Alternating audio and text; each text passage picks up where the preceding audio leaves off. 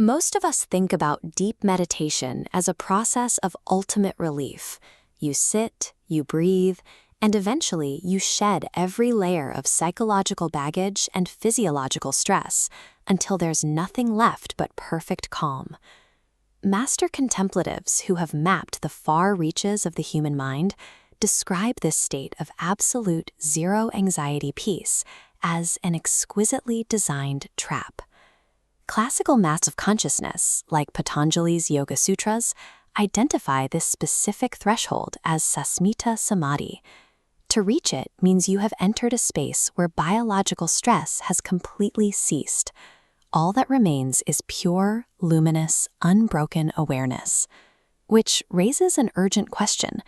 If this state creates a perfectly peaceful, biologically optimized human being, why do ancient texts explicitly warn practitioners against staying there? Achieving this level of inner peace presents a unique challenge. It creates an environment where the ego's final survival instinct can hide behind a mask of spiritual perfection. To understand the trap, we have to look at the subtractive journey required to get there.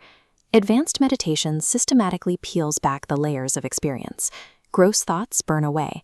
The internal scaffolding of language drops.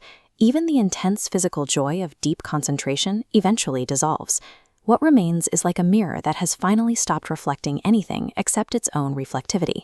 The mind is no longer distracted by external objects or internal narratives. At this stage, you encounter what the texts call asmita. This is the barest, most refined sheath of individuality, a pure, objectless sense of I am, stripped of personal history or individual stories. Looking at these field notes from a practitioner, we see a description of this exact paradox. They write about waking up with no center. The I had no location, yet that profound emptiness still felt terrifyingly intimate, hovering as a single clear note. When the mind is entirely stripped of the outside world and its own internal chatter, it becomes completely mesmerized by the bare, radiant fact of its own existence. This erasure of the self sounds deeply mystical, but it is distinctly visible and measurable in modern neurobiology. Neuroimaging from Judson Brewer's lab shows exactly what happens. The posterior cingulate cortex, the heart of the brain's internal me story, goes completely offline. Similarly, data from Richard Davidson's lab tracks seasoned practitioners entering states where self-referential processing drops to near zero, while global phenomenal awareness remains vividly intact. Here in the text, we can see the reference to Sarah Lazar's structural scans. They reveal measurable shrinkage in the amygdala, meaning the body stops marinating in its own ancient terror responses.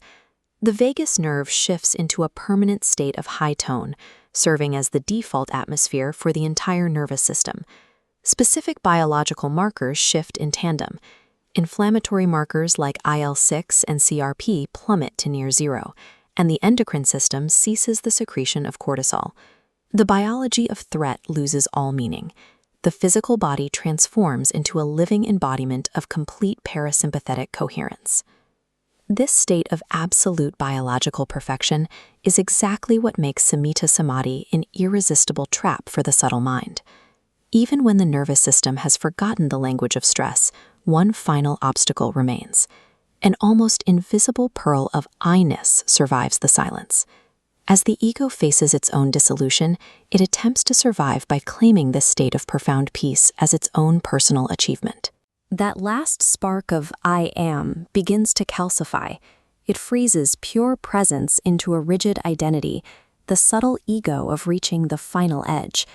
Linger here out of fascination, and the dragon who hoards this last pearl becomes its prisoner.